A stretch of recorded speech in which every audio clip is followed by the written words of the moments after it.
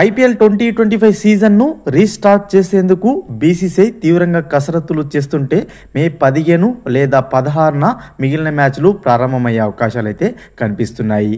కాగా ఇప్పటికే అన్ని జట్లలో ఉన్న విదేశీ ఆటగాళ్లు తమ సొంత దేశాలకు వెళ్లిపోగా మే 13 నాటికి జట్టులోని ఆటగాళ్లందరూ తిరిగి జట్టుతో చేర్చుకోవాలని బీసీసీఐ అన్ని టీమ్స్కి అయితే చెప్పగా ఇది అతిపెద్ద టాస్క్గా ఉండబోతుంది.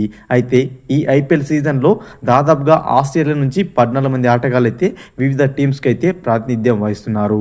వారిలో చాలామంది మిగిలిన ఐపీఎల్ మ్యాచ్లు అయితే ఆడేలా కనిపించట్లేదు.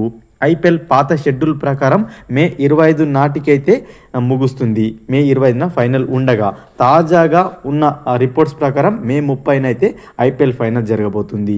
అయితే పాత షెడ్యూల్ ప్రకారమే ఆస్ట్రేలియా క్రికెట్ బోర్డు అయితే ఆస్ట్రేలియా ఆటగాళ్లకు మే 25 వరకు అయితే ఎన్ఓసి ఇచ్చింది.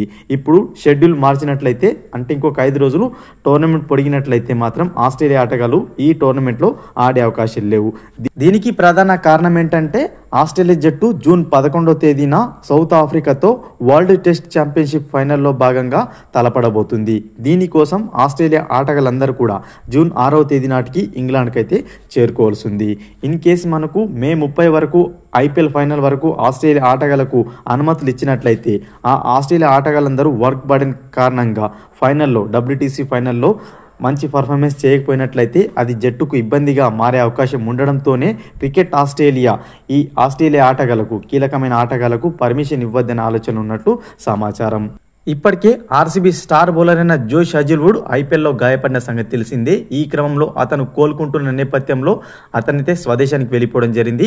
సో WTC ఫైనల్ ఉన్నందున ముందు జాగ్రత్తగా అతన్నైతే అసలే పంపకూడదని క్రికెట్ ఆస్ట్రేలియా నిర్ణయించుకోగా ఢిల్లీ క్యాపిటల్స్ స్టార్ బౌలర్ అయిన మిచెల్ స్టార్ కూడా ఐపీఎల్లో పాల్గొననని ఇప్పటికే స్పష్టం చేశాడు. మిగిలిన మ్యాచ్లు ఆడనని స్పష్టం చేశాడు. దీంతో ఆయా జట్లకు భారీ షాకులు తగలబోతుండగా మిగిలిన ఆస్ట్రేలియా కీలకమైన ఆటగాళ్ళు కూడా ఈ మిగిలిన ఐపీఎల్ మ్యాచ్లు అయితే ఆడే అవకాశం అయితే కనిపించట్లేదు.